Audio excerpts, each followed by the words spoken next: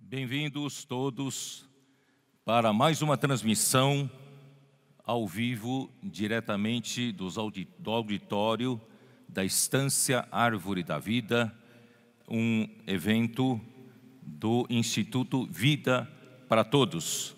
Estamos no meio de uma conferência, a Conferência Internacional de fevereiro de 2021. Que o Senhor nos abençoe. Já começou nos abençoando, que o Senhor nos abençoe até o final com a sua palavra, a sua revelação. Tema geral desta conferência é a Igreja, coluna e base da verdade. Chegamos à mensagem 7. Autor, apóstolo Paulo, a primeira parte. Leitura da Bíblia, primeira Epístola de Paulo ao Timóteo, capítulo 1, versículos 1 e 2, e segunda Epístola de Paulo ao Timóteo, capítulo 1, versículos também de 1 a 2. Antes de iniciar, eu queria dizer para vocês que a nossa intenção não é estudar tradicionalmente essas duas cartas de Paulo ao jovem Timóteo, porque Deus, Ele tem um plano a executar. Principalmente neste final dos tempos, Deus precisa de pessoas alinhadas com a vontade dEle, assim como nos disse o irmão Esdras ontem, que Deus, Ele está pronto para fazer a sua vontade, executar o seu plano. Todavia, Ele não o fará se aqui na terra não houver uma pessoa ou a igreja que esteja totalmente alinhada com a sua vontade. Então, a igreja aqui na terra tem esse privilégio ou até essa importância de dar início ao processo da execução da vontade de Deus. Então, o que eu quero dizer para vocês que não queremos fazer meramente uma conferência para estudar estes dois livros. Todavia, nós gostaríamos de que todos nós esquecêssemos todo o sistema religioso, todo um aparato teológico, nós voltemos para o que Deus tem para fazer, a vontade de Deus e como Ele quer executar. Vamos voltar à simplicidade e pureza dos primeiros tempos. Assim como quando o Senhor Deus, Ele chamou o seu povo de Israel, Ele deu-lhes a sua lei para que esse povo pudesse ter uma vida aqui na terra que desse testemunho a todas as outras nações quem esse Deus era e como Ele agia, os seus caminhos. Aquilo foi de uma pureza muito grande. Todavia, ao longo dos séculos, formou-se uma religião judaica com todos os seus ritos e com todas as tradições. Isso fez com que perdesse a pureza. E a igreja, mesma coisa. Deus chamou um grupo de seus apóstolos e com um pequeno número de 120 galileus aguardando em Jerusalém que Deus derramasse do seu Espírito para que pudesse inaugurar uma nova era, a era do Espírito, é a era da igreja, e com aquela pureza da pregação do Evangelho iniciado pelos 12 apóstolos, e foi dada continuidade por meio do apóstolo Paulo. Todavia, nós sabemos que logo no final do primeiro século, mesmo registrados aqui nas duas cartas ao Timóteo, já entrou a degradação, já entrou muitas disputas religiosas, muitas novas formas de filosofia, de teologia já havia se criado. Portanto, queridos irmãos, ao longo desses 20 anos da história da igreja, nós também temos um sistema religioso formado no meio dos cristãos. Mas nós queremos sair fora disso. Nós pretendemos abordar esses dois livros não de uma forma teológica, não de uma forma de apresentação de doutrinas. Nós queremos levar os irmãos à pureza do Evangelho, à pureza da vontade de Deus. Portanto, queridos irmãos, eu tenho meu companheiro Ezra liderando uma equipe com dois outros cooperadores preciosíssimos, irmão André Dong e Miguel Mar. Eles vão entrar nas duas epístolas, no encargo da 1 Timóteo e também da 2 Timóteo. E eu me reservo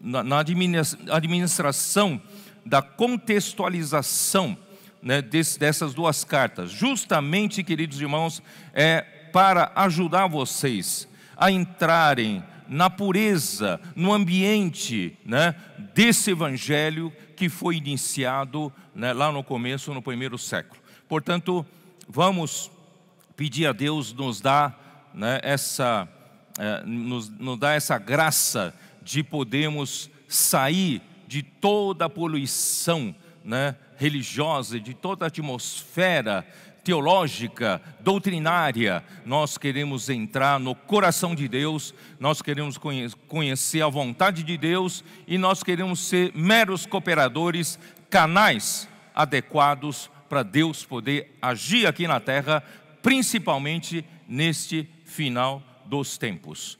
Eu gastei 2 mensagens para falar sobre o Timóteo, como Deus providenciou um cooperador íntimo, precioso, jovem, totalmente moldado pelo apóstolo Paulo, claro, pelo Espírito Santo, por meio do apóstolo Paulo, e esse jovem substituiu a falta que fez a separação de Barnabé na sua segunda viagem com Paulo. Portanto, e Deus então preparou esse jovem, pôde ser muito útil nas mãos de Deus, e essa sintonia, esse alinhamento com o apóstolo Paulo, Timóteo era totalmente embora fosse muito jovem, mas ele já foi lançado nas dificuldades da obra. Ele aprendeu com o apóstolo Paulo passar por sofrimentos e focado no alvo e na vontade de Deus. Ele foi um jovem muito usado por Deus, principalmente fazendo e cooperando com Paulo numa cumplicidade incrível. E graças a Deus, queridos irmãos, ao falar dessas 2 mensagens, eu também disse que hoje, no final dos tempos, na igreja em Filadélfia, Deus também tem nos proporcionado vários cooperadores jovens, estão sendo preparados, já estão sendo nossos companheiros, parceiros fiéis, com a cumplicidade necessária para levar a cabo a vontade de Deus. Aqui não há disputa de posição, aqui não há disputa de primazia, aqui nós somos membros do corpo de Cristo, estamos todos debaixo do comando do Espírito Santo para levar a cabo a vontade de Deus. E hoje eu vou entrar propriamente dito com relação ao apóstolo Paulo, tá? Apóstolo Paulo, tá? Eu vou começar. O apóstolo Paulo, ele é o autor das 2 cartas ao Timóteo. A primeira carta deve ter sido escrito por volta do ano 65 depois de Cristo. No ano 65, na era presente, após o seu primeiro aprisionamento. Vocês sabem que Paulo, por acusações dos judeus, né, ele foi quase morto em Jerusalém, mas o comandante Lísias salvou-o de ser morto e o conduziu para Cesareia, onde ficou preso por 2 anos. E os judeus intentaram matá-lo, pedindo a sua volta para Jerusalém para ser julgado, e no caminho eles haviam armado um complô para matar a Paulo. Então Paulo sabia desse complô, soube desse complô e apelou para César e foi para Roma, foi levado para Roma. E em Roma ele foi tido, né? Ele foi aprisionado pela primeira vez. Só que ele tinha, graças a Deus, todos os privilégios, né, que um prisioneiro poderia ter, né? E ele alugou uma casa, embora estivesse acorrentado a um soldado romano, mas ele tinha liberdade de receber os cooperadores, receber os irmãos, receber as pessoas para a pregação do evangelho. Queridos irmãos, Paulo não perde tempo, quase toda a guarda pretoriana foi salva, e também muitos, né, dos que puderam ter contato com Paulo, né, assim como Onésimo, um escravo foragido, ele também se tornou um cooperador importante na obra do Senhor. Então Paulo é um evangelista, ele não para de pregar evangelho, dando oportunidade ou não dando oportunidade, ele estava lá sendo fiel à sua missão. Muito bem, então esse primeiro aprisionamento deve ter durado entre ano 62 até o ano 64. Então, no ano 64, ele foi solto temporariamente. Por quê? Porque não havia mais a pressão dos seus acusadores judeus lá em Roma. Então, como o processo ficou parado, ele foi solto temporariamente até que, né, alguém acionasse e desse continuidade a esse julgamento. Então ele foi solto e ele visitou, tá? Então vamos ler aqui Atos capítulo 28, versículo 17 a 20, mostra o seu primeiro aprisionamento foi devido às acusações dos judeus. Vamos ler, capítulo 28, versículo 17. Eu vou ler desde o versículo 16 para vocês entenderem o que eu falei agora há pouco. Uma vez em Roma, foi permitido a Paulo morar por sua conta, tendo em sua companhia o soldado que o guardava. 3 dias depois, ele convocou os principais dos judeus, isso em Roma.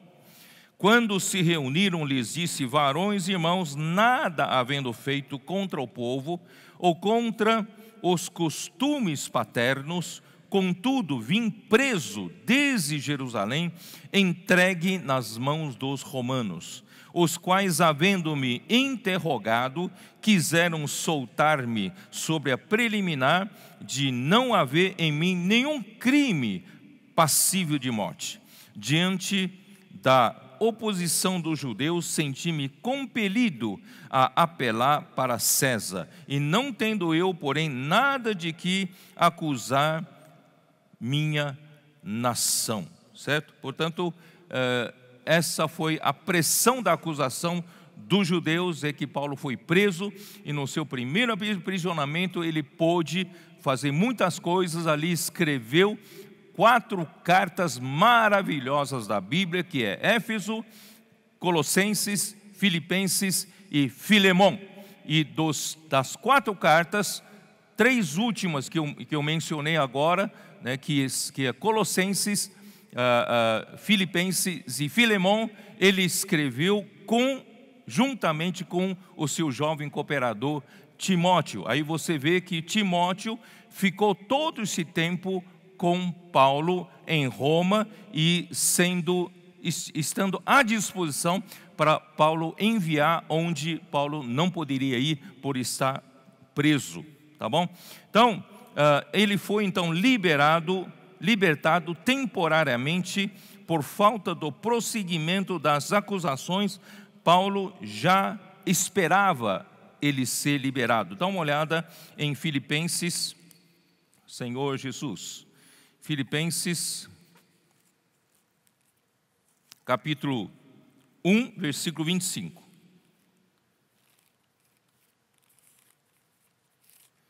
Filipenses 1, 25, como diz: e convencido disto, estou certo de que ficarei, quer dizer, ficará vivo, e permanecerei com todos vós para o vosso progresso e gozo da fé. Então ele já havia predito que ele iria sair, ainda se encontrar com os filipenses. Capítulo 2, versículo 24.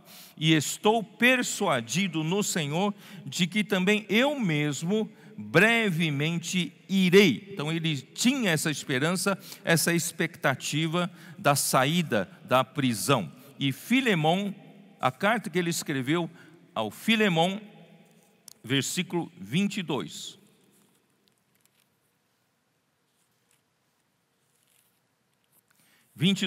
Diz assim: e ao mesmo tempo prepara-me também pousada, pois espero que por vossas orações vos serei restituído. Então Paulo, ele foi restituído, foi libertado da prisão, primeiro aprisionamento, e ele foi libertado e ele visitou Éfeso. E de Éfeso ali foi para Macedônia. Só que antes de ir para Macedônia, Paulo deixou Timóteo.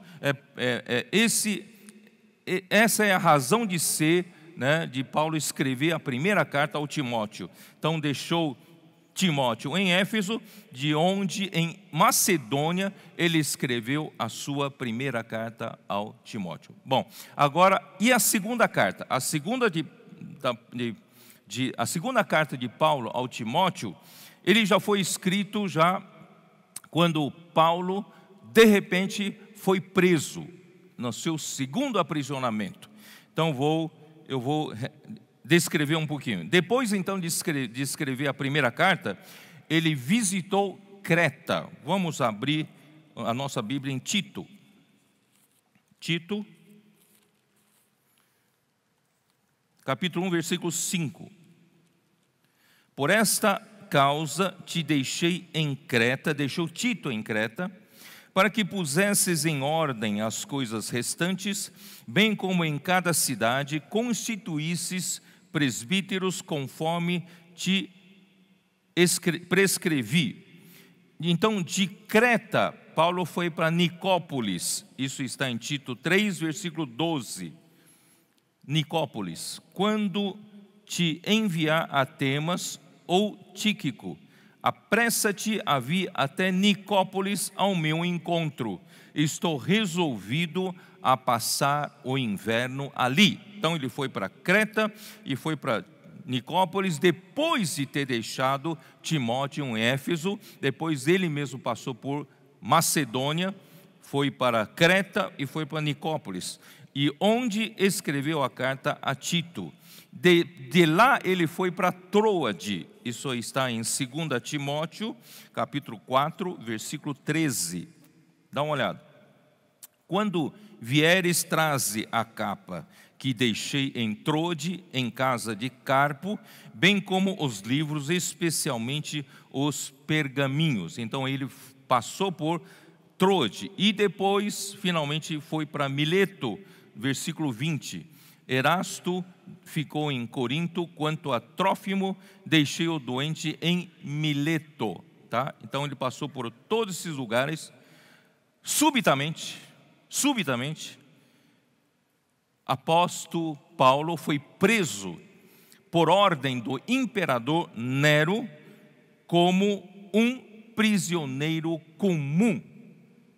Queridos irmãos, o segundo aprisionamento era totalmente diferente do primeiro. O primeiro, por ele ter passado por todas aquelas circunstâncias da quarta viagem a Roma, o comandante que o conduzia, que era responsável por ele, viu que ele realmente era um homem de Deus, e toda a guarda o tratava bem.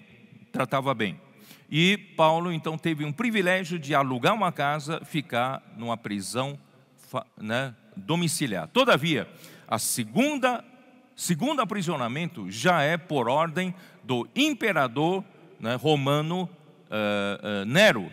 Ele não foi preso com nenhum privilégio, ele foi preso como um malfeitor. Talvez você não tenha atinado para isso, né? Isso está em 2 Timóteo 2,9, dá uma olhada. 2 Timóteo, na sua segunda carta ao Timóteo, capítulo 2, versículo 9, Paulo diz assim: pelo qual estou sofrendo até algemas, como malfeitor. Contudo, a palavra de Deus não está algemada.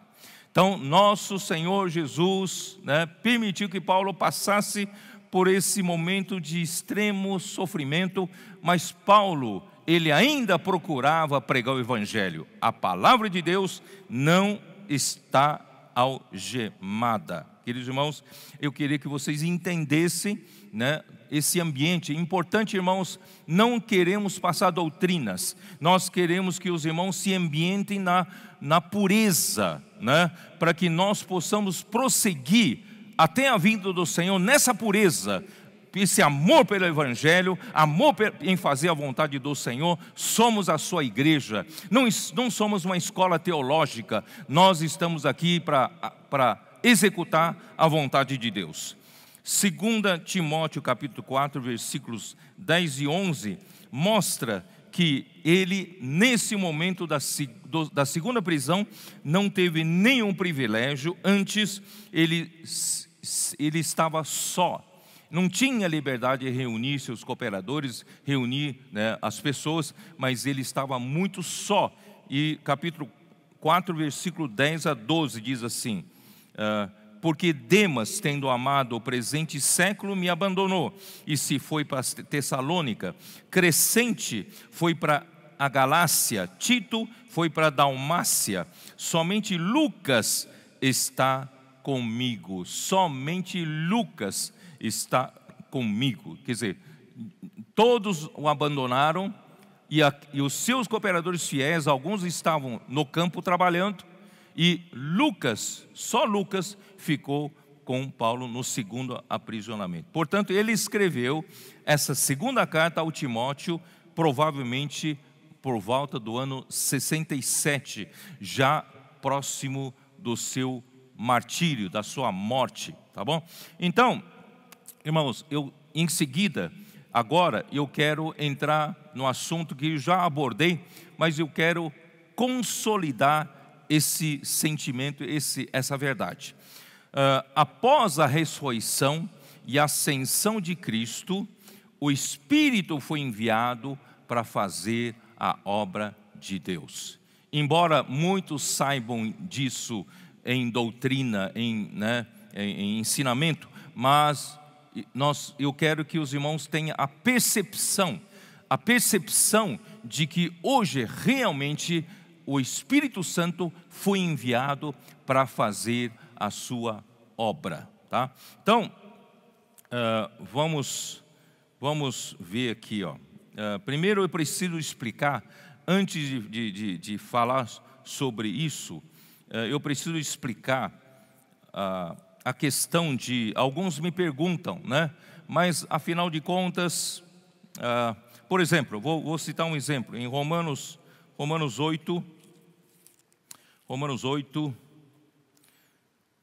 quando era muito jovem ainda, logo no começo, havia um instituto que nos perseguia. E eu me reuni com 2 diretores desse instituto, e percebendo que eles tinham dificuldade de aceitar de que Cristo vivia nos crentes, vivia dentro, né, dos crentes. Para eles é apenas o Espírito Santo e não Cristo, não o Pai, é o Espírito Santo. Então eu li esses versículos para eles, perguntei para eles, certo? Capítulo 8 de Romanos, aqui diz assim, versículo 9: Vós, porém, não estáis na carne, mas no Espírito, se de fato o Espírito de Deus habita em vós. Ora, o Espírito de Deus habita em nós. Esse é um fato, é uma verdade. Deus é Deus, mas Ele tem o seu Espírito habitando em nós.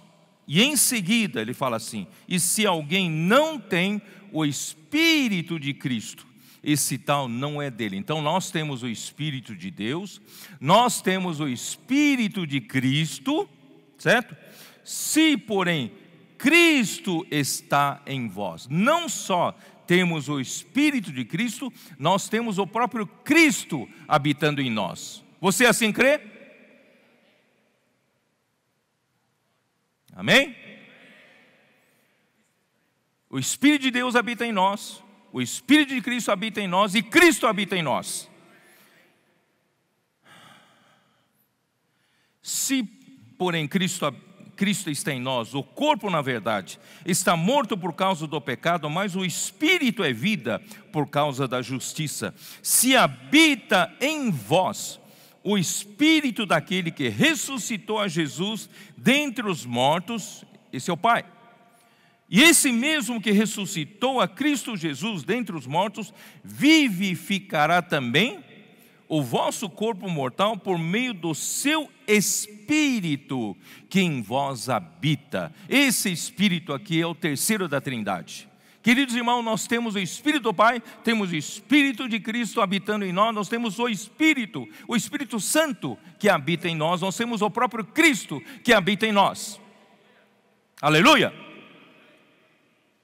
Mas o que eu vou explicar daqui para frente é que nosso Senhor Jesus, depois de ter feito todo o seu trabalho como filho, como homem, como Jesus, como Cristo, Deus o ressuscitou e Deus o gerou como filho primogênito. O homem Jesus se tornou filho primogênito de Deus, e Deus o alçou à sua direita, acima de toda potestade, poder, autoridade, domínio, nome. Ele está acima. E Deus Pai disse-lhe, isso está em Salmo 110, versículo 1: assenta-te à minha direita, até que eu ponha os teus inimigos por estrado dos seus pés. Então, e a outra versão, King James atualizada, diz: assenta-te à minha direita e aguarda. Agora é a vez do Espírito. Você aguarda. Queridos irmãos, então fica difícil nós entendermos, afinal de contas, Cristo está aguardando lá no céu ou Cristo está em nós? Não fica difícil de entender? Então, irmãos, graças a Deus, nosso Deus, Ele é Deus. Ele é Deus, tanto que Ele é Deus, irmãos, que a nossa mente humana não consegue compreender. Então Ele teve de nos dar uma ilustração. Eu já ouvi muitas ilustrações, mas eu sempre gosto de ilustração que a própria Bíblia dá, o próprio Deus nos dá. Isso está em Deuteronômio capítulo 8. Vamos lá. Deuteronômio capítulo 8. Senhor Jesus.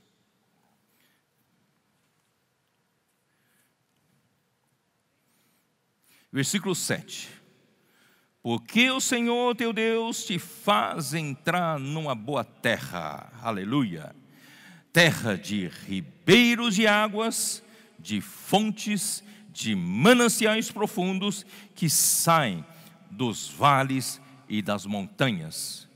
Fisicamente nós conseguimos entender, quando nós temos uma boa terra, nós compramos uma terra boa, a terra boa geralmente possui montanhas e possui vales e possui fontes de água, como nós chamamos de minas d'água ou óleos d'água, né? Então essa é uma boa terra, que tem montanha, que tem vale, que tem terra e tem água.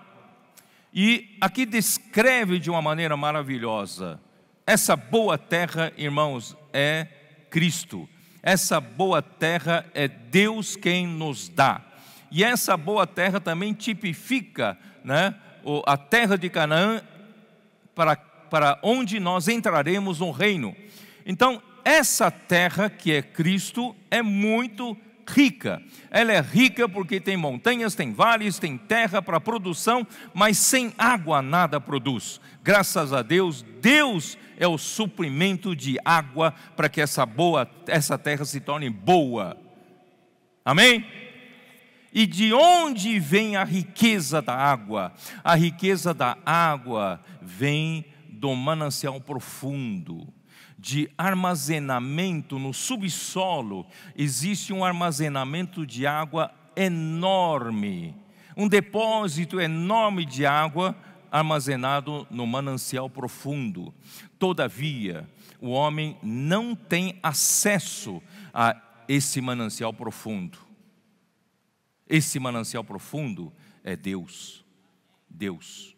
O próprio Paulo, ele descreve em 1 Timóteo, vocês podem ver, ele escreveu em 1 Timóteo, Senhor Jesus, 1 Timóteo, capítulo 4, deixe-me ver aqui,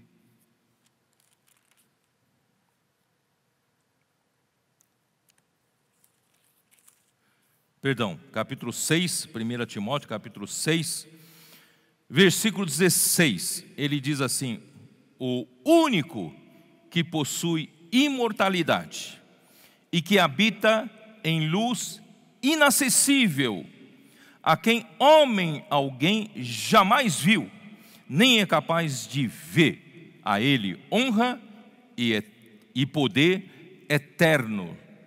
Amém? Então nosso Deus, ele habita na luz inacessível, e nenhum homem jamais ouviu, nenhum homem pode se aproximar dele, porque ele está em um lugar inacessível, ele habita a eternidade. Mas, queridos irmãos, Deus precisava alcançar o homem com a sua riqueza. Deus precisava alcançar você e eu, que tanto precisamos dele. E um dia, esse manancial profundo veio até nós. Um dia, Jesus aqui nasceu. Jesus é esse canal de água, de ligação do manancial profundo com a superfície da água. Ele se tornou a fonte d'água, se tornou a mina d'água, se tornou olho d'água, para poder aflorar essa riqueza toda que Deus tem lá no profundo, em lugar inacessível ao homem. Jesus trouxe Deus até o homem, e o Verbo se fez carne, habitou entre nós, cheio de graça e de verdade. Jesus morreu, ressuscitou, está no céu, aguardando o quê? Aguardando a igreja, aguardando eu e você, para terminar o processo da execução da vontade de Deus. Por isso, ontem, irmão Esdras estava com o coração apertado. Deus depende de você, Deus depende de mim, Deus depende da sua igreja. Portanto, irmãos, é perda de tempo de ficar discutindo doutrinas. Vamos para a prática. Vamos executar a vontade de Deus, sem poluição religiosa. Ó Senhor Jesus, o Espírito foi enviado para operar na igreja. A igreja sozinha não consegue fazer nada. Então Deus mandou o Espírito. Amém? O Espírito é o ribeiro. Nós perdemos o trem da história. Não nascemos na época de Jesus, 2000 anos atrás. Mas esse Jesus, que ele foi elevado ao céu, Deus mandou um outro Consolador. E esse outro Consolador é o Espírito da realidade.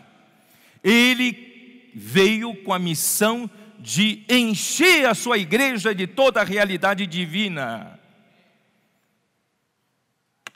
Deus não quer apenas te dar uma verdade bíblica como um ensinamento teológico. Deus quer encher você de sua própria realidade, de tudo que Deus é. Deus é a única verdade nesse universo. Todo o resto é mentira, é falsidade, um ambiente criado por Satanás, que ele é o pai da mentira. Mas, irmãos, graças a Deus nós temos a igreja. E na igreja nós temos o Espírito. E o Espírito é o Espírito da realidade, que traz toda a realidade divina até a igreja, até nós. Aleluia! Por isso, 1 Timóteo 3,15, né? 3,16, 15, como diz, ó Senhor Jesus, 15 diz assim: para que, se eu tardar, fique ciente de como se deve proceder na casa de Deus, que é a igreja do Deus vivo, coluna e base da verdade. Porque o Espírito da verdade, ele quer encher a igreja de realidade de Deus. Tudo que Deus é, tudo que Deus realiza, ele quer dar essa realidade para a igreja. Não é encher de conhecimento bíblico, ele quer nos encher com a própria realidade, o próprio Deus. E a igreja então se tornará essa coluna e base para sustentar a realidade, porque nós temos a realidade aqui no interior. Queridos irmãos, eu não quero me encher só de doutrinas, eu quero me encher de realidade. A igreja, com toda a realidade, nós vamos sustentar a própria verdade. E ontem o irmão Ezra explicou muito bem que é o grande mistério da piedade. Deus manifestado na carne. Graças a Deus. Bom, muito bem. Então, como Deus... então eu vou pedir para apresentar uma ilustração que pedi fazer ontem à noite.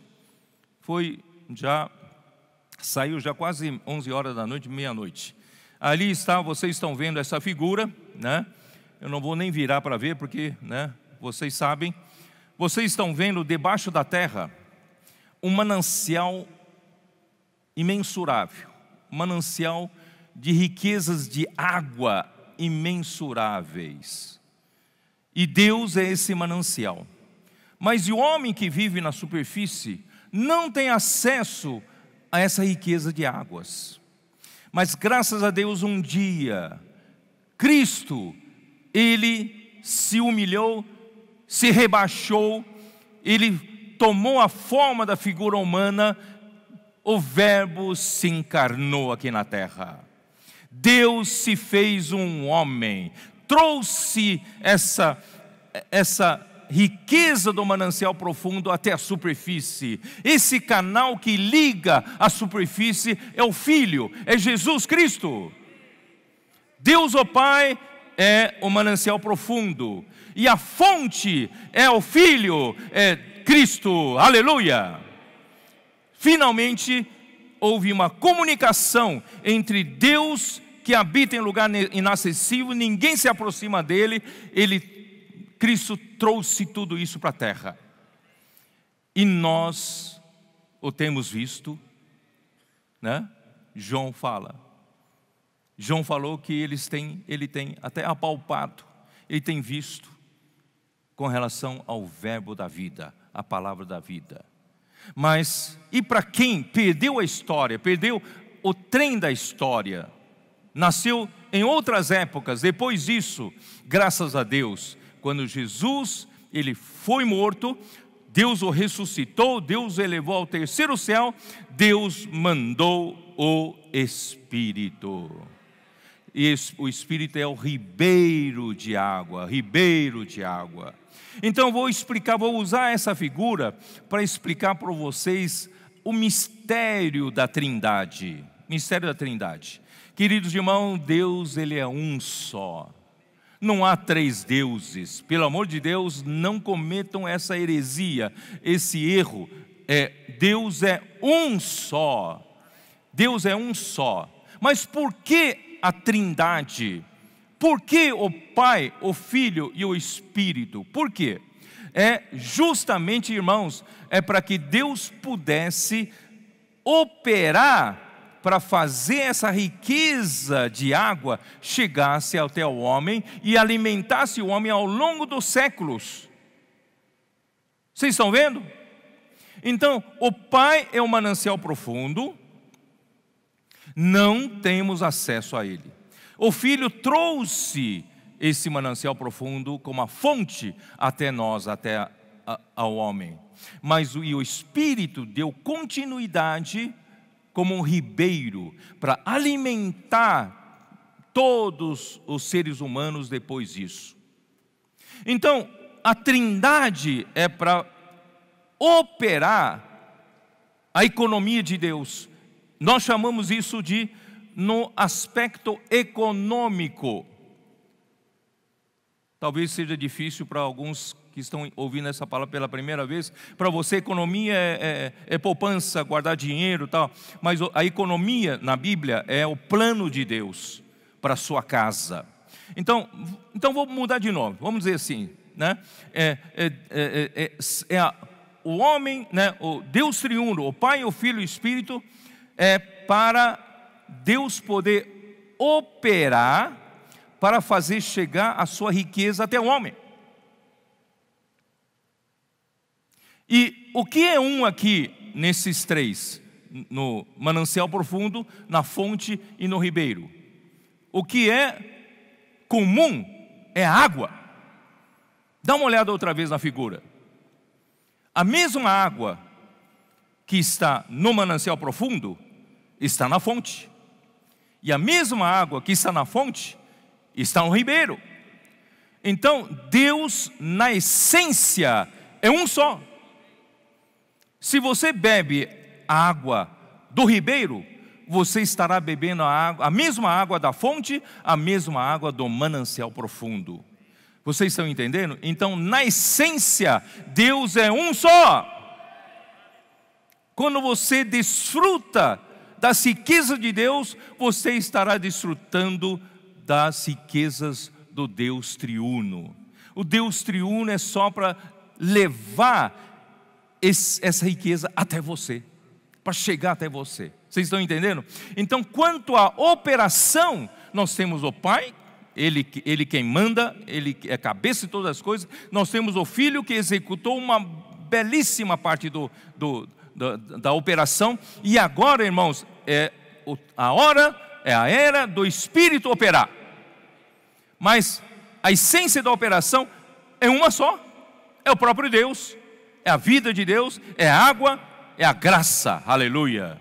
Portanto, irmãos, nós temos que entender essa figura para nós entendermos um pouco sobre Deus triuno. Como eu disse, a nossa mente ainda é uma mente cartesiana, uma mente limitada pelo tempo e espaço. Nós não conseguimos entender totalmente, mas um dia nós entenderemos. Mas de qualquer forma, essa ilustração nos ajuda muito, ou não? Nos ajuda muito a entender. Muito bom, vamos lá. João 14, vamos lá. João 14, versículos 2 e 3. Na casa de meu pai há muitas moradas. Se assim não fora, eu vou-lhe teria dito. Vou, pois, preparar-vos lugar. Jesus estava na véspera da sua morte, da sua crucificação.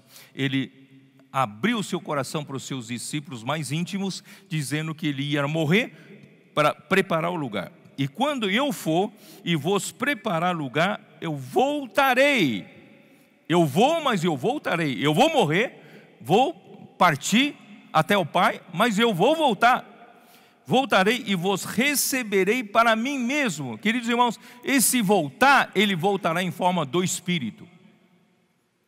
Ele ia como filho, como Cristo, morreria como filho, mas quando ele morresse e fosse recebido pelo Pai, ele voltaria em forma do Espírito para nos receber para dentro dele. Para que onde eu estou, estejais vós também. Eu estou no Pai, eu vou, através da minha morte e ressurreição, quando eu voltar em forma do Espírito, eu vou poder receber vocês no Pai. Aleluia! Quem recebeu O Espírito. Quem recebeu Cristo para dentro de si? Quem recebeu esse Espírito levou para o Pai. Nós hoje estamos em Deus. Hoje nós estamos no Pai. Muito bom.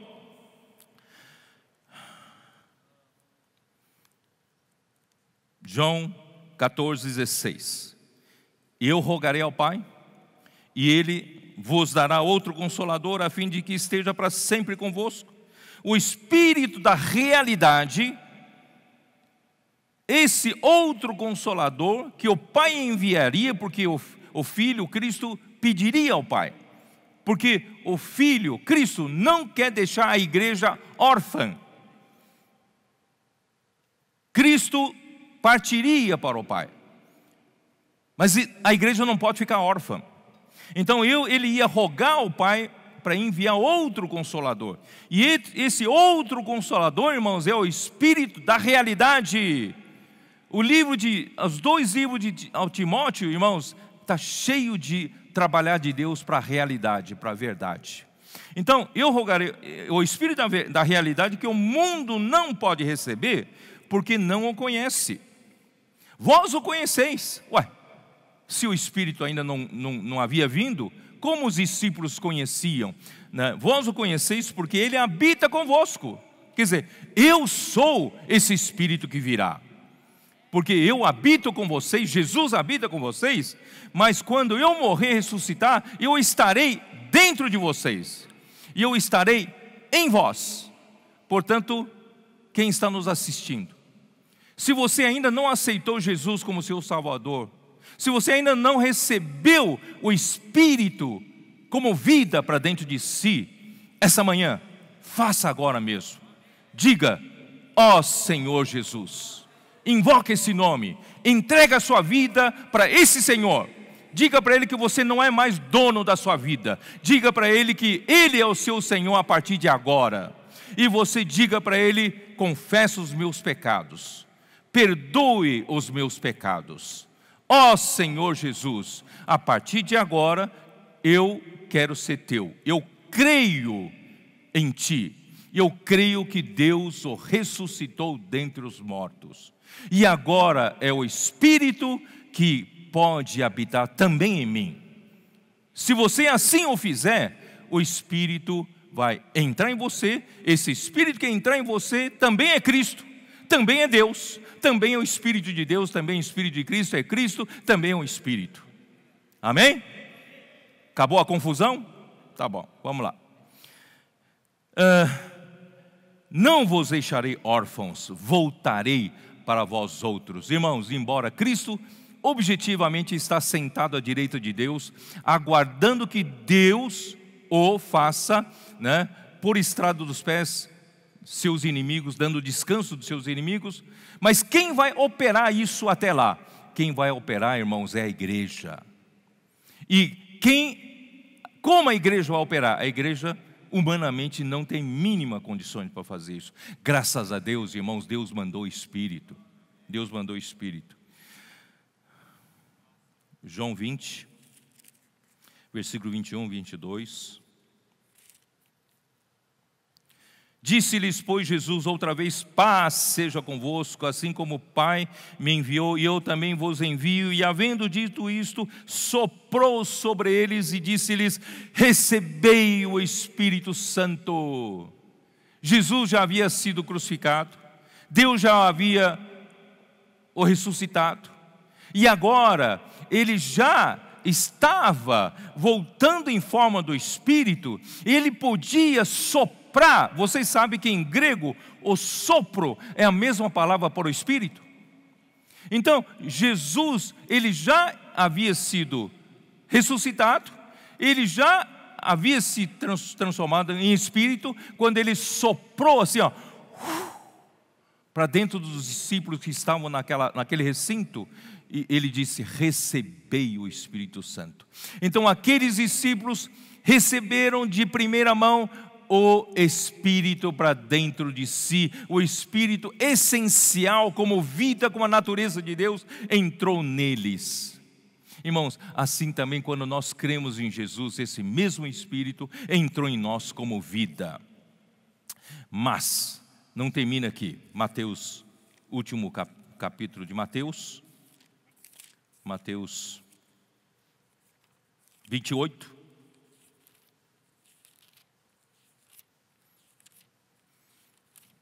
Calma que ainda vou falar sobre Paulo, tá?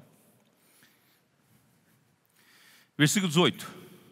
Jesus, aproximando-se, falou-lhes e dizendo: toda autoridade me foi dada no céu e na terra. Irmãos, Jesus já tem toda a autoridade do céu e da terra.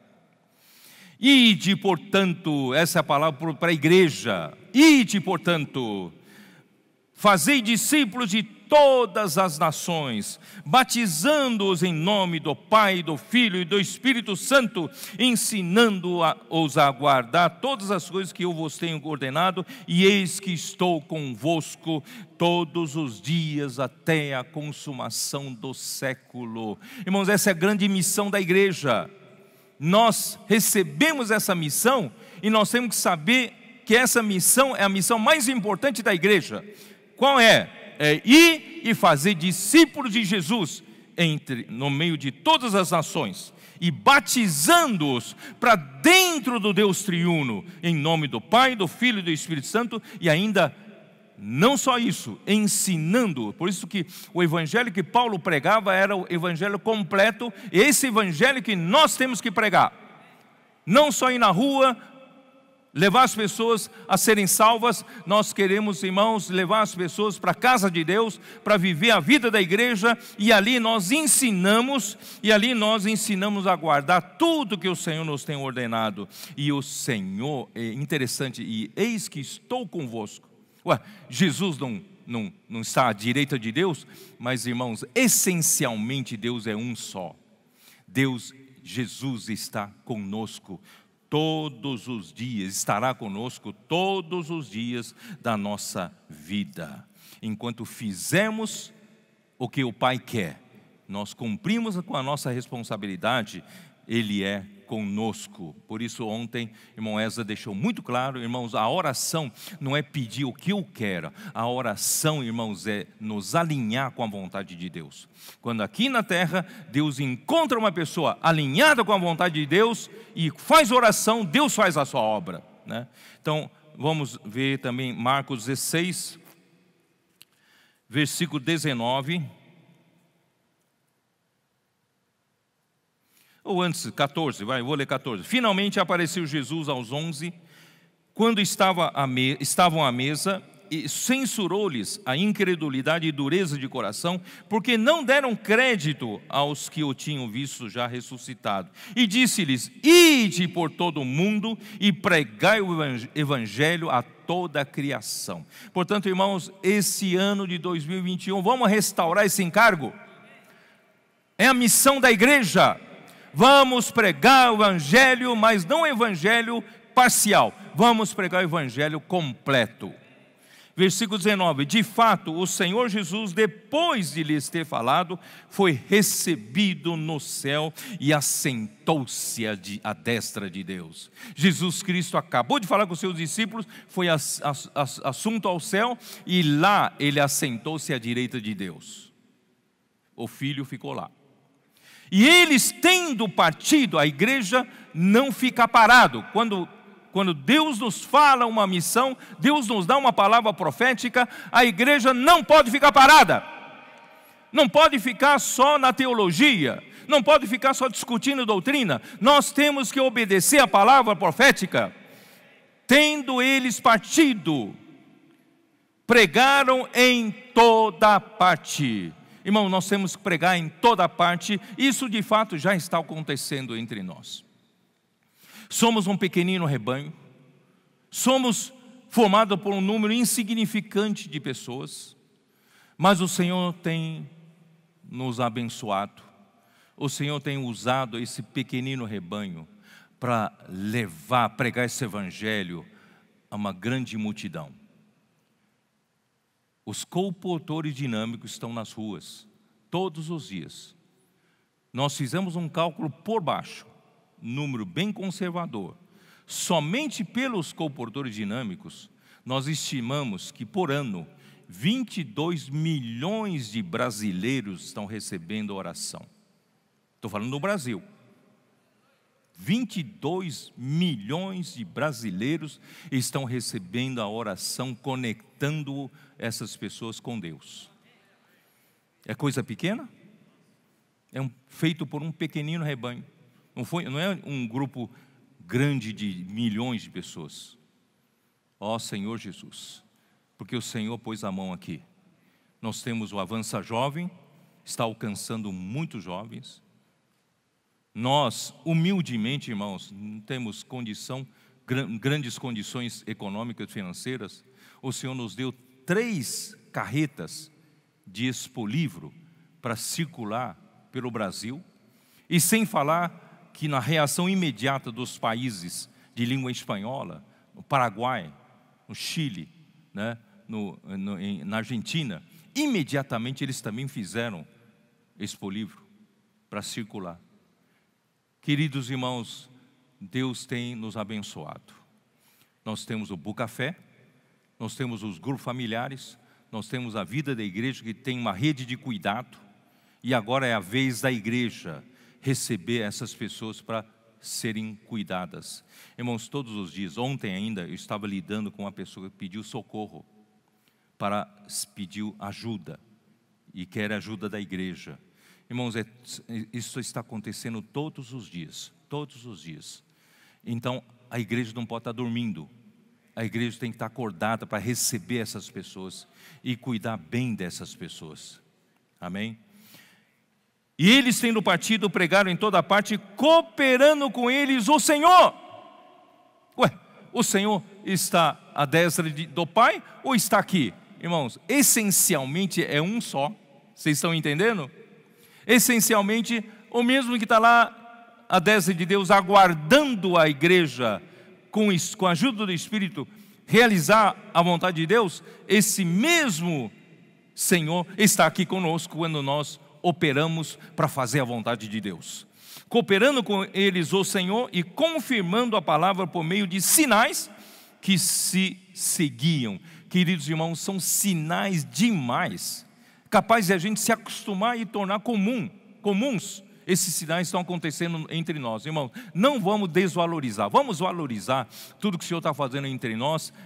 Muitas pessoas estão sendo alcançadas. Muito bem. Ó Senhor, aí o que aconteceu? Atos capítulo 1. Meu Deus do céu. Atos, eu pensei que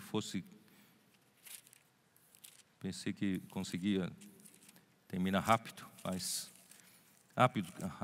Atos capítulo 1, versículos 4 e 5. Jesus, comendo com eles, depois da ressurreição, determinou-lhes que não se ausentassem de Jerusalém, mas que esperassem o quê? Aqueles 120 galileus que deveriam permanecer em Jerusalém, deveriam estar orando, aguardando a promessa do Pai. E qual é a promessa do Pai? Qual é a promessa do Pai? É a promessa do Espírito. Jesus Cristo se foi, mas Deus não nos deixou órfãos. Deus iria mandar, Deus prometeu mandar. Graças a Deus, irmãos, Deus prometeu mandar e cumpriu a promessa. Essa promessa do Pai é o Espírito Santo, porque João, na verdade, batizou com água, mas vós sereis batizados com o Espírito Santo não muito depois desses dias. E isso aconteceu no capítulo 2 de Atos, irmãos, versículo 1. Ao cumprir-se o dia de Pentecostes, estavam todos reunidos no mesmo lugar. De repente, veio do céu um som como de um vento impetuoso e encheu toda a casa onde estavam assentados, e apareceram distribuídas entre eles línguas como de fogo, pousou sobre cada um deles, e todos ficaram cheios do Espírito Santo e passaram a falar em outras línguas, segundo o Espírito lhes concediam que falassem. Irmão, o importante é você notar que Deus cumpriu a sua promessa, mandou o Espírito Santo. e batizou a sua igreja, formada primeiramente pelos crentes judeus, com o Espírito. Colocou o Espírito, abraçou o Espírito para dentro do Espírito, abraçou a igreja para dentro do Espírito. Isso é batizar. Queridos irmãos, nós somos abraçados pelo Espírito, fomos batizados. 1 Coríntios 12, para você entender melhor se batizar. 1 Coríntios 12, versículos 12 e 13. Senhor Jesus. Desculpe gastar esse tempo aqui, mas é importante vocês entenderem. Porque assim como o corpo é um e tem muitos membros, e todos os membros, sendo muitos, constituem um só corpo, assim também com respeito a Cristo. Irmãos, Cristo, Ele reproduziu em nós, a sua igreja, um corpo, e nós somos membro desse corpo. Se o Espírito não tivesse nos batizado, não tivesse nos acolhido, não tivesse nos recebido para dentro deles, irmãos, nós nunca seríamos um corpo. Não sei se vocês entenderam.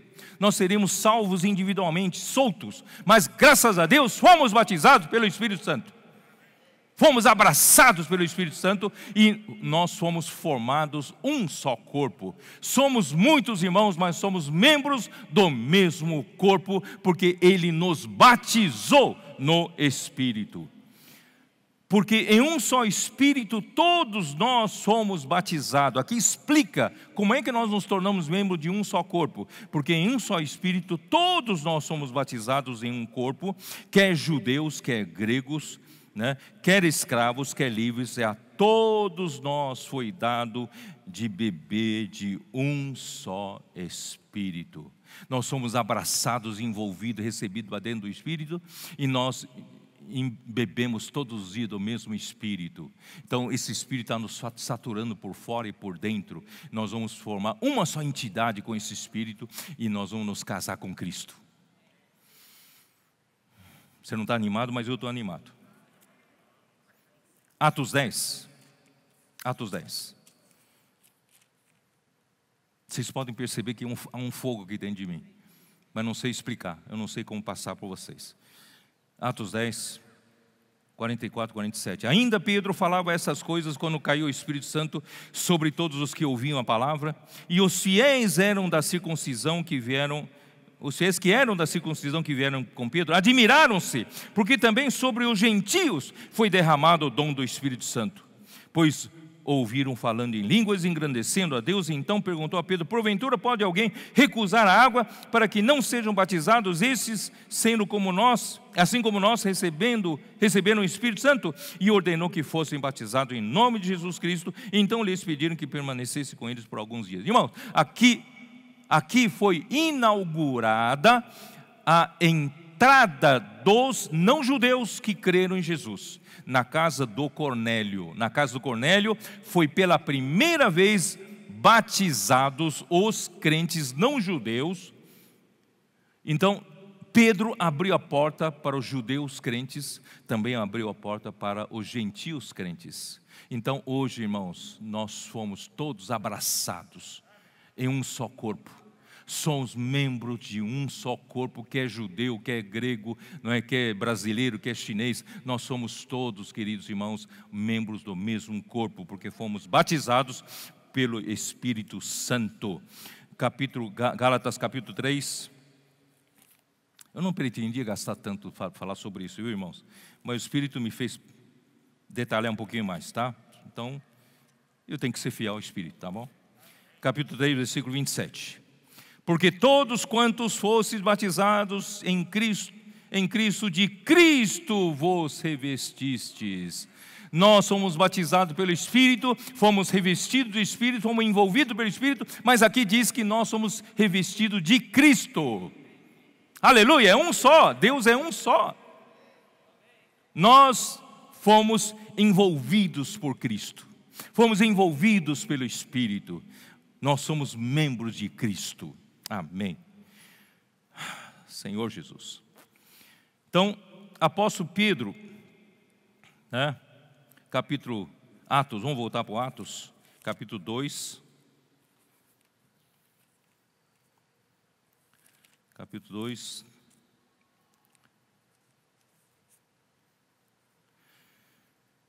Versículo 33.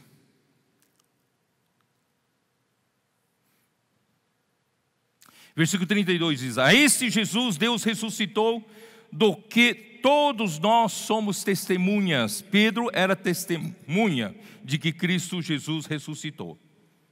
Exaltado, pois, à destra de Deus, ele já foi exaltado à direita de Deus, tendo recebido do Pai a promessa do Espírito Santo, derramou isto que vedes e ouvis. Vocês entenderam? Jesus Cristo fez a sua parte no plano de Deus, na operação de Deus. Ele agora está à direita de Deus, aguardando. E agora Deus derramou o Espírito no dia do Pentecostes. Irmãos, esse Espírito derramado continua entre nós. Está aqui operando, irmãos, todos os dias está operando. Ó Senhor Jesus! O homem é muito limitado, mas o Espírito, irmãos, é onipresente, onisciente, é onipotente. Ele pode fazer tudo. Quando nós saímos à rua, o Espírito nos encaminha uma pessoa. Ore por essas pessoas. Posso orar por você? Quando você ora com essa pessoa disse: hoje de manhã acordei com um pressentimento que Deus ia falar comigo hoje. E Deus mandou você. Quem que faz essa operação? Você é capaz de fazer? Você trabalha na vida das pessoas? Você nem conhece. Irmãos, o Espírito opera em todos. O Espírito opera tudo em todos. Então o Espírito, ele é capaz de fazer a obra do Pai, porque ele recebeu a responsabilidade do Pai para fazer o trabalho hoje na terra, com a igreja cooperando com ele. Senhor Jesus. Capítulo 2, versículo...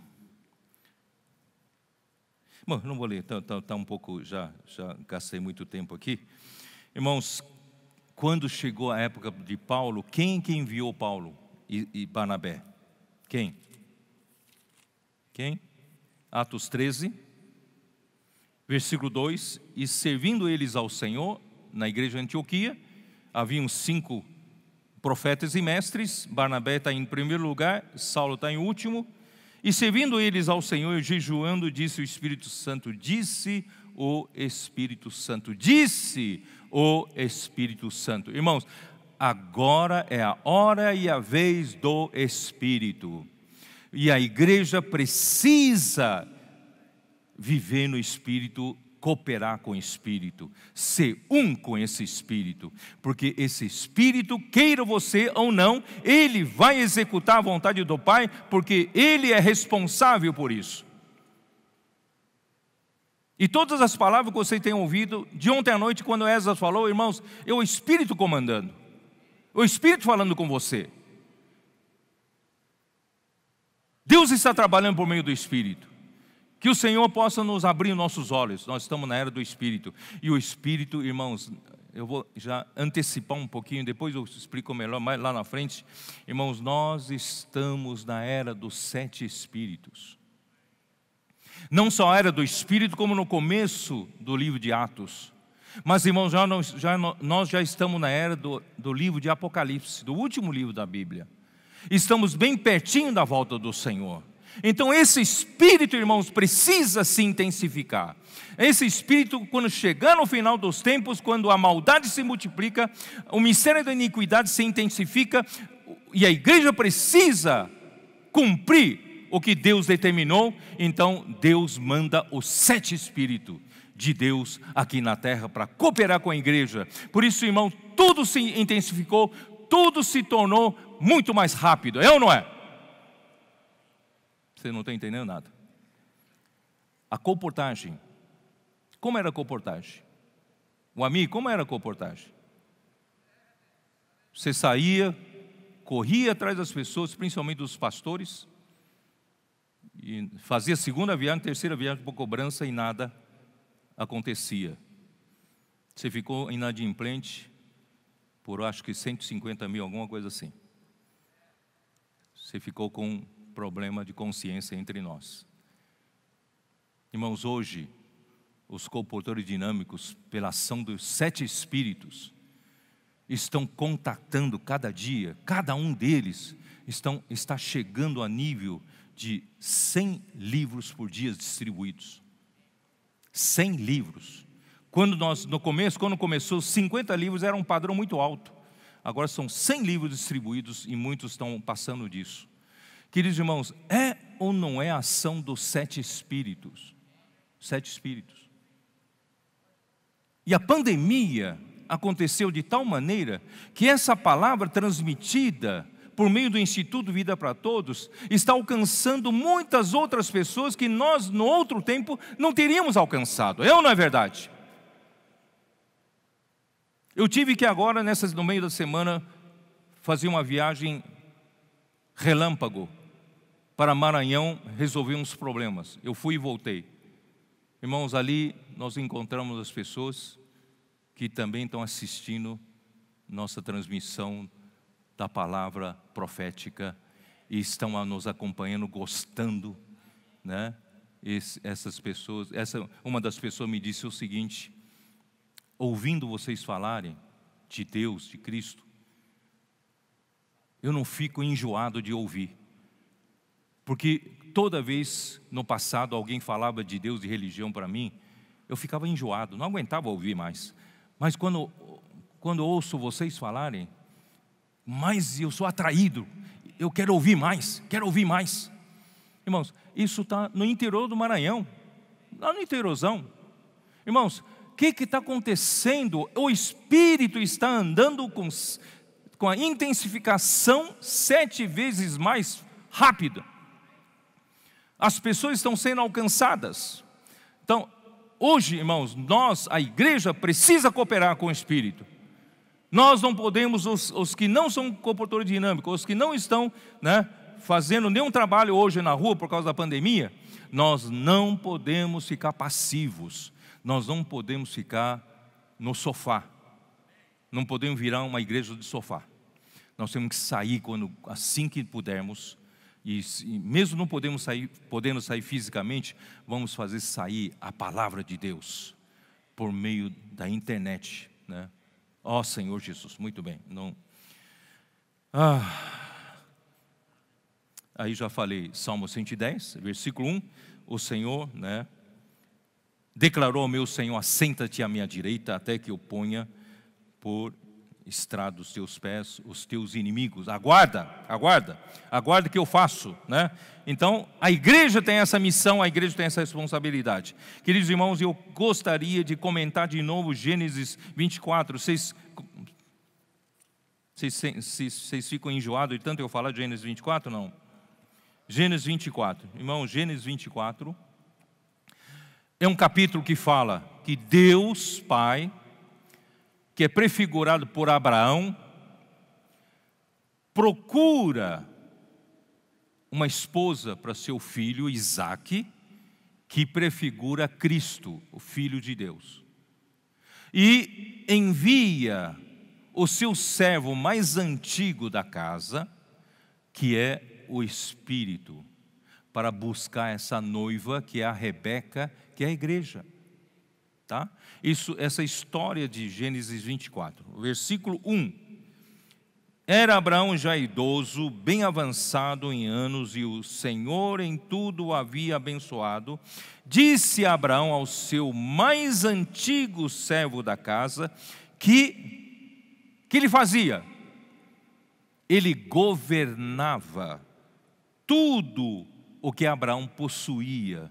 Ele administrava todos os bens de Abraão. Queridos irmãos, o Espírito hoje administra todos os bens do Pai.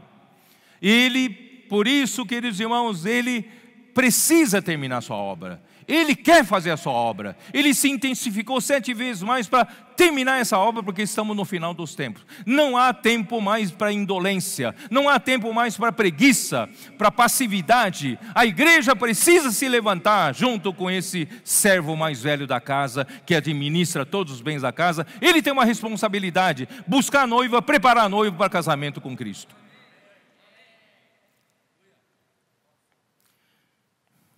Versículo 5, disse-lhe o servo: talvez não queira a mulher seguir-me. Talvez o Espírito fala, talvez a igreja não entenda que eu fui encarregado para buscar a noiva. Talvez a igreja não queira me seguir. Então, segui-me para essa terra, nesse caso. Levarei teu filho à terra onde saísse. Quer dizer, então, acho que eu vou levar o Isaac para ver se essa mulher me segue, né? Irmãos, mas nós conseguimos ver que o Espírito é o próprio Cristo. Nós conseguimos ver que Espírito é o próprio noivo, né, que foi enviado por Deus para nos buscar. E versículo 6 diz: respondeu-lhe Abraão: cautela, cautela, não é isso não faças voltar para lá meu filho. Meu filho já fez o seu trabalho, já venceu todas as coisas, já está à minha direita, não faça voltar para lá mais. Vai você. Amém? Versículo 15. Considerava ele ainda quando saiu Rebeca, filha de Betuel, filho de Milca, filho de Naó, irmão de Abraão, trazendo um cântaro ao ombro. A moça era muito formosa de aparência. Irmão, a igreja é muito bonita. A igreja é linda demais para o Senhor, para Cristo. Saiu Rebeca, né? Isso, né? A moça era muito formosa de aparência, virgem. Paulo queria desposar os coríntios como virgem pura, a um só esposo, Cristo. E nós somos virgens. É ou não é? Ou seu coração está dividido? Ou seu coração só tem Cristo? Ou seu coração também tem outras coisas? Sua posição, riqueza, dinheiro, né? Seu casamento, sua família. Irmãos, embora sejam todos importantes, mas irmãos, Cristo deve ser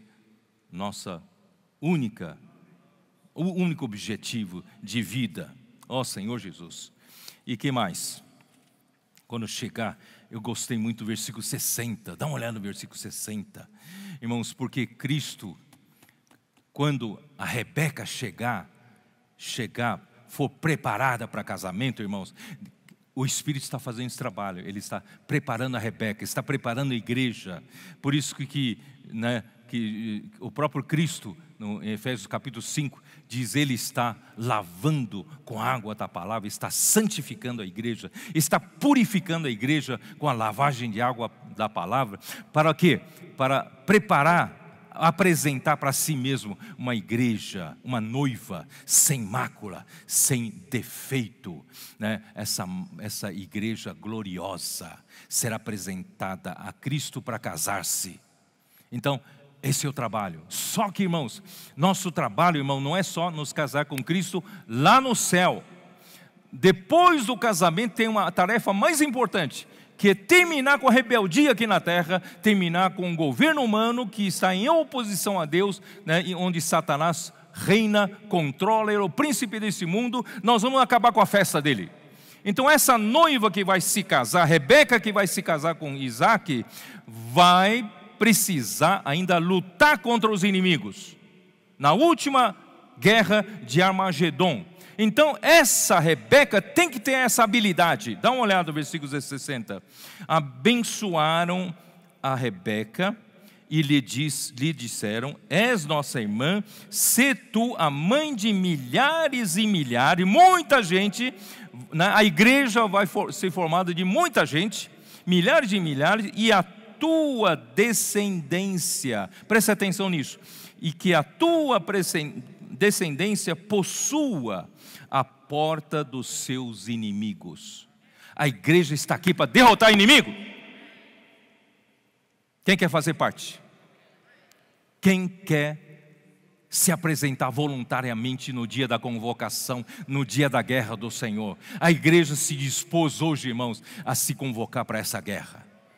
E os jovens santos também, como gotas do orvalho, como milagre da aurora, perto do sol nascer. Irmão, nós estamos vendo um milagre. Muitos jovens estão se consagrando para o Senhor entre nós.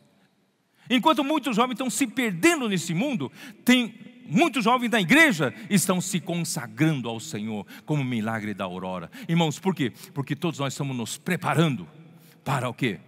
Possuir a porta dos nossos inimigos. Vamos para essa guerra? Senhor Jesus.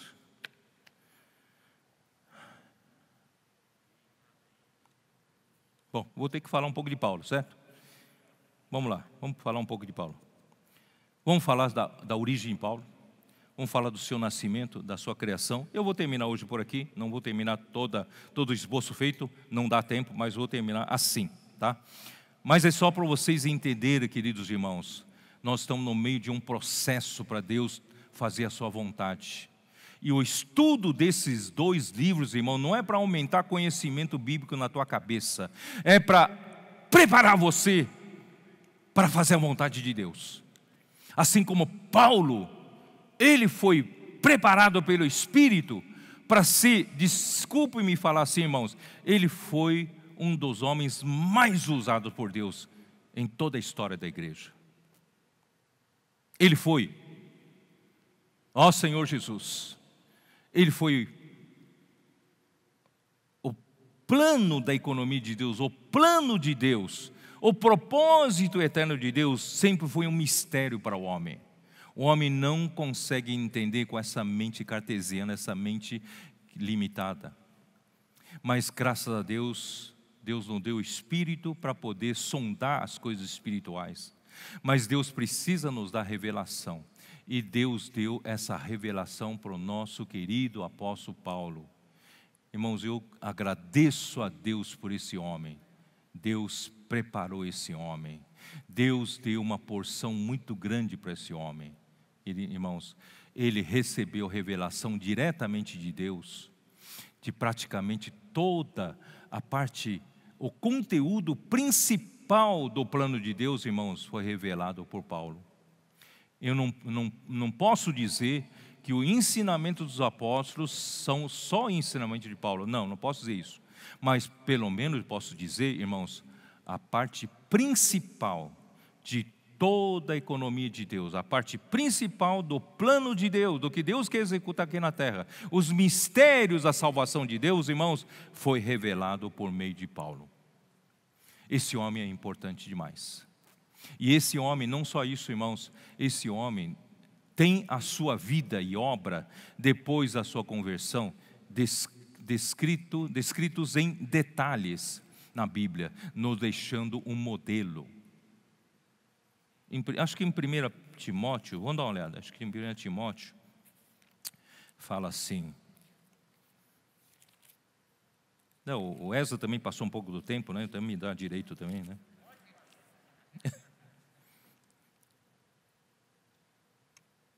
Ó Senhor Jesus. Onde está isso? Ah, está aqui. Capítulo 1, versículo 12.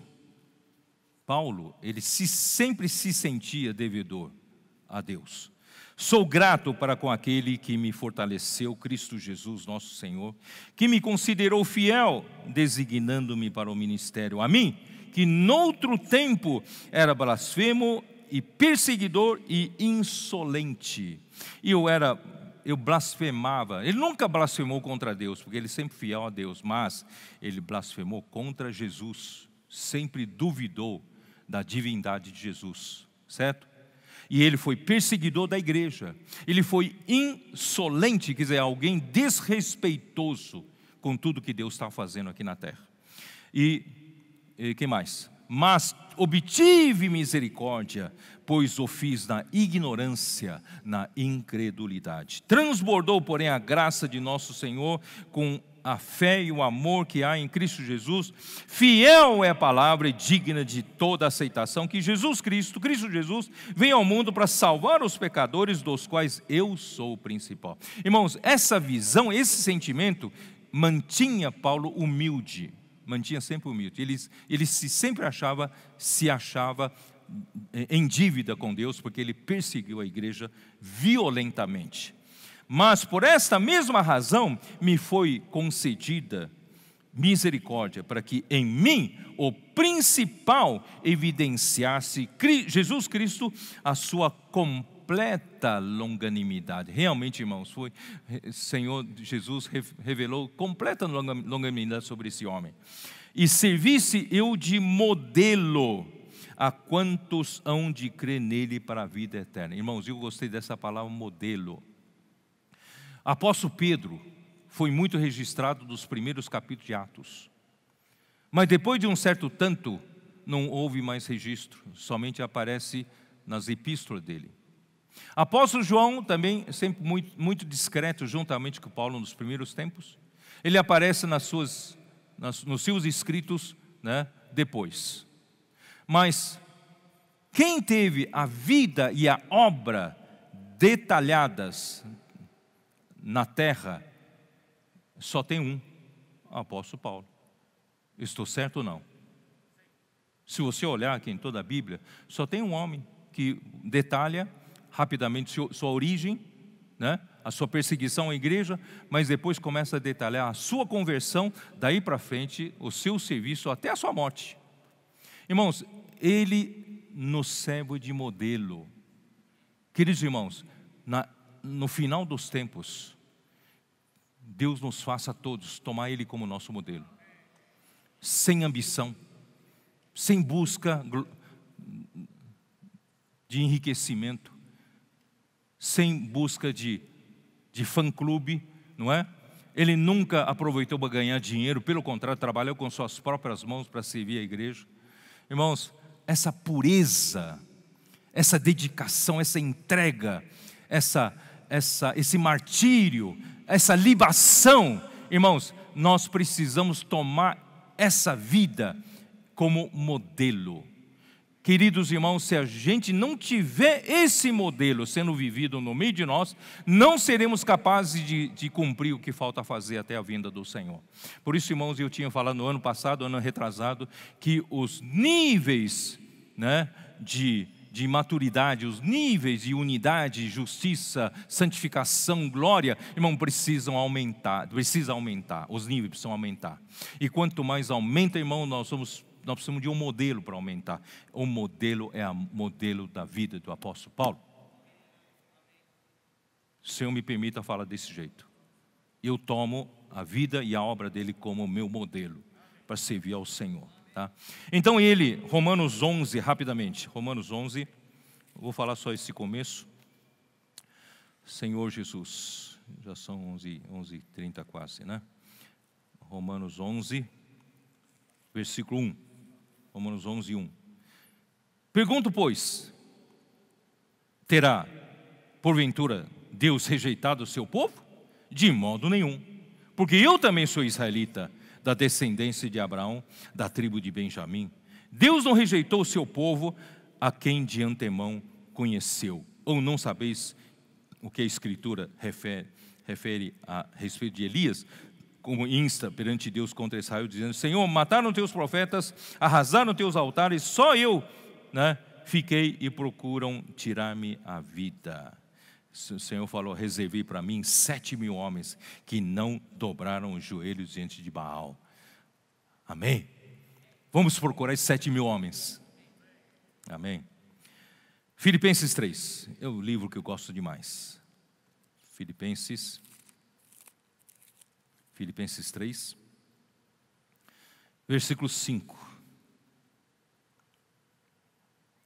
Circuncidado ao 8º dia da linhagem de Israel, da tribo de Benjamim, hebreu de hebreus, quanto à lei, fariseu, quanto ao zelo, perseguidor da igreja, quanto à justiça que há na lei, irrepreensível. Irmãos, esse era Saulo, né, na verdade. Saulo foi circuncidado ao 8º dia. Não sei se vocês sabem, um judeu genuíno, original, né, ele é circuncidado ao 8º dia. O povo árabe também circuncida, mas circuncida em outro tempo. Somente os judeus legítimos seguem a lei de Deus, são circuncidados ao 8º dia. Paulo era de raça pura, né, da linhagem de Israel, da tribo de Benjamim. Ele é hebreu de hebreus. Alguns têm a mãe hebreia, mas o pai grego, como Timóteo. Mas ele não, ele tem a pai hebreu e mãe hebreia. Então, hebreu de hebreus. Quanto à lei, ele era fariseu, era uma seita mais rigorosa, uma seita que buscava a palavra de Deus, a lei de Deus. E quanto à ao zelo, ele foi perseguidor da igreja, e quanto à justiça que é na lei, ele era irrepreensível. Quanto à lei, ele era irrepreensível, né? Mas o que para mim era lucro, isso considerei perda por causa de Cristo. Não vou falar isso sobre agora. E Atos 22, tem que falar um pouquinho disso, pelo menos para justificar o título, certo? Atos, cadê o Atos? Atos capítulo 22, versículo 3. Eu sou judeu, nasci em Tarso da Cilícia, mas criei-me nessa cidade de Jerusalém, e aqui fui instruído aos pés de Gamaliel, segundo a exatidão da lei de nossos antepassados, sendo zeloso para com Deus, assim como todos o sois no dia de hoje. Tá? Então esse era o currículo, né? Ele nasceu em Tarso. Então, irmão, deixe-me explicar um pouquinho Tarso, tá? Tarso era uma cidade grega dominada pelo Império Romano, o que o torna Paulo, que nasceu em Tarso, originalmente romano de nascimento. Então, o Tarso pertencia ao Império Romano. Quem nascesse em Tarso tinha cidadania romana. Paulo era romano de nascimento. Isso está em Atos 22, 28, não vou ler. E Tarso era a capital da Cilícia, é uma província romana, capital da Cilícia. Em Atos 21, 39 diz assim: respondeu-lhe Paulo, eu sou judeu natural de Tarso, cidade não insignificante da Cilícia, e rogo-te que me permitas falar ao meu povo. Quer dizer, ele nasceu num lugar importante, né? Uma cidade importante. Era famosa por seu intenso comércio e berço de literatura. Ali era berço de cultura, uma cidade muito culta.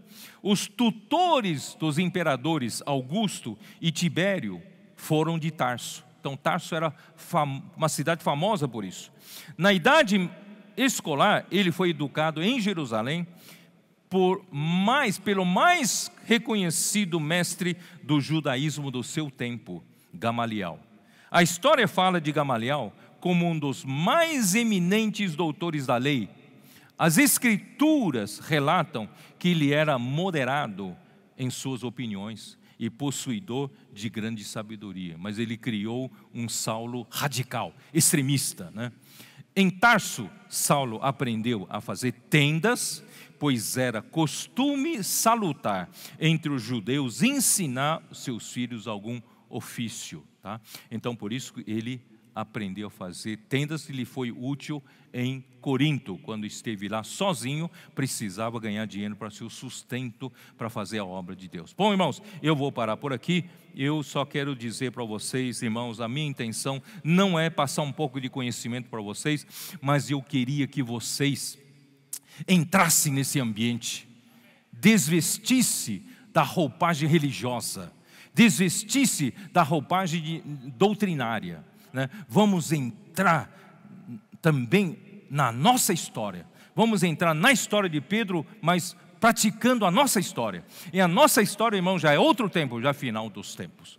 Bom, como eu trouxe aqui, irmãos, eu vou ler com você.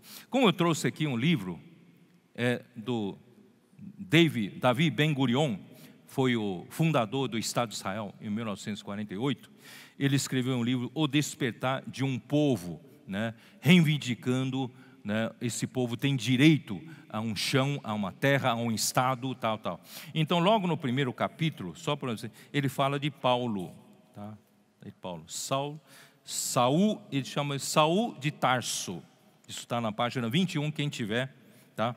Saul de Tarso, São Paulo, ele que escreveu aqui, tá? Foi provavelmente o maior assimilacionista da história judaica. O que é assimilacionista? É alguém que promoveu integração de raças e também de culturas diferentes para evitar, né, conflitos na convivência. Então, esse, segundo ele, tá? Ele foi o maior assimilacionista da história judaica. Ele transformou os ensinamentos e a vida de um modesto judeu de Nazaré, que é Jesus, né? Ele não quer citar o nome dele. Um modesto judeu de Nazaré que viveu e morreu como judeu.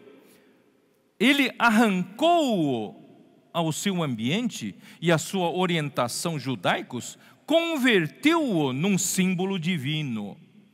Ele, né, o Davi, claro, não é cristão. Ele lamenta que, né, ele vê a capacidade de Paulo, que era tão grande, que tornou, né, Jesus um ser divino, que ele de fato era, né?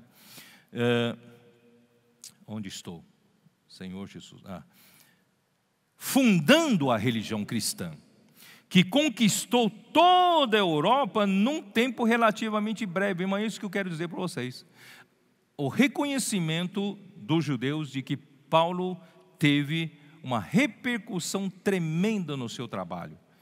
Você vai ler um Paulo, parece tão limitado no tempo, você não sofreu tanto a perseguição, a prisão e tal. Irmãos, Deus usou esse homem grandemente.